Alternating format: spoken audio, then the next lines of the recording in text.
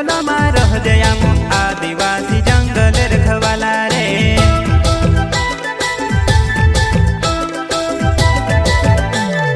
चल जंगल जमीन काजे पूजे रे आदिवासी दुनिया ने रखवाला रे।